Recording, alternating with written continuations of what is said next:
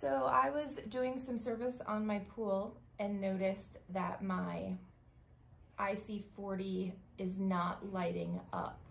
What should I troubleshoot to make sure that it does have power?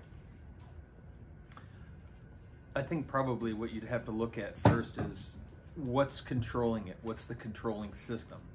Either there's one of the control panels, electric control panels of some type, an Easy Touch or an IntelliTouch if you're using Pentair.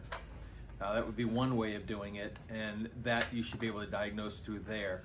Secondly, though, is if it has its own control box and that box is wired through the pump, which I've seen done. It's not done as often, but it could be done this way, that the unit only comes on when the pump is turned on. So if you're servicing your pool and you've shut it off to backwash, to do whatever, and you're wondering why the lights are not on the unit, it could simply be that.